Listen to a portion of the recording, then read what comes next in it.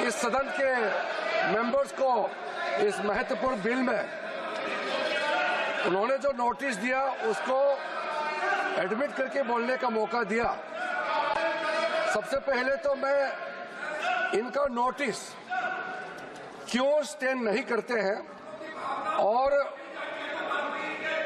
जो भी पॉइंट्स उन्होंने यहाँ ऑब्जेक्शन के तौर पर रेज किया यहाँ उसको एडमिट क्यों नहीं करना चाहिए, मैं संक्षेप में बताना चाहता हूं।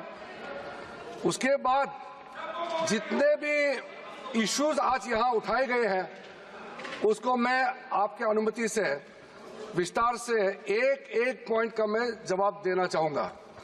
और मैं ये मानता हूं, विश्वास है कि मेरे बात को ध्यान से सुनने के बाद अंत में इन्होंने जो भी आशंकाएं व्यक्त किए हैं या गलत तरीके से यहाँ बातें बताया गया है, सब चीज को मैं दूर करूंगा। और मैं सिर्फ उम्मीद ही नहीं, यकीन है कि इस बिल के बारे में सब कुछ जानकारी प्राप्त करने के बाद इस हाउस के जितने मेंबर्स हैं सब इस बिल को समर्थन जरूर करेंगे। सबसे पहले अध्यक्ष महोदय जी, इन्होंने कॉम्पिटेंसी का मुद्दा यहां उठाया। मैं पूरे जिम्मेदारी के साथ आपके माध्यम से सदन को बताना चाहता हूं, इस बिल में जो भी प्रावधान है आर्टिकल 25 से लेकर के 30 तक किसी रिलीजियस बॉडी का जो फ्रीडम है उसमें कोई हस्तक्षेप नहीं किया जा रहा है, ना ही संविधान का किसी भी अनुच्छेद का इसमें उल्लंघन किया गया है। और अब सुप्रीम कोर्ट का एक केस का मैं हवाला देना चाहूंगा, Brahmachari versus state of West Bengal. इसमें सुप्रीम कोर्ट ने क्लियरली रिलीजियस डिनोमिनेशन के बारे में रूलिंग दिया गया है और उस रूलिंग के तहत वक्फ board doesn't fall within the purview of Article 25 and 26 of the Constitution of India. दूसरा सर, इसमें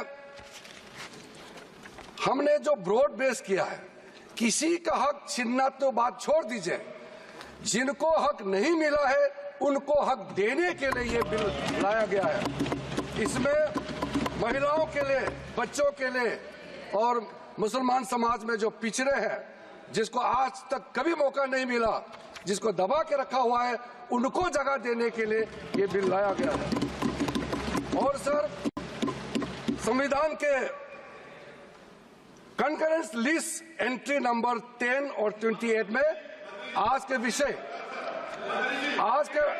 जो विषय हम लोग चर्चा कर रहे हैं वो एंट्री 10 और एंट्री 28 में ये कंकरेंस लिस्ट में है। इसलिए ये पूरा लेजिस्लेटिव कॉम्पिटेंस इस सदन के पास है, भारत सरकार के पास है इस सदन में ये बिल पेश करने का।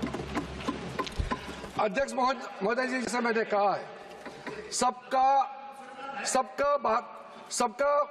पॉइंट्स को मैंने नोट भी किया, बहुत अच्छी तरह से सबका कंसर्न को भी हमने नोट किया है।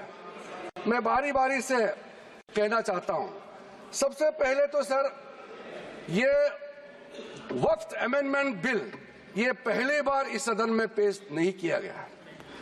अंग्रेजों के जमाने से लेकर के उससे पहले का लंबा इतिहास में मैं नहीं जाना चाहता हूं, लेकिन आजादी के बाद सबसे पहले ये एक्ट लाया गया है। 1954 में सबसे पहले ये एक्ट लाया गया था। उसके बाद कई अमेंडमेंट हुए सर। काफी अमेंडमेंट होने के बाद मैं पूरा इतिहास में नहीं जा रहा हूं, लेकिन जो अमेंडमेंट आज हम लाने जा रहे हैं इस सदन में वो वक्फ एक्ट 1995, जिसको 2013 में अमेंडमेंट ला करके इस पूरा जो वक्फ का पर्पस, इंटेंशन और जिसके उम्मीद में लोगों का सालों तक था कि इस अमेंडमेंट जो लाया इससे कुछ फायदा मिलेगा, उसको उल्टा करके 2013 में ऐसा प्रावधान डाला गया था जिसके वजह से आज ये अमेंडमेंट लेकर के हमको यहां सदन में आना पड़ रहा है।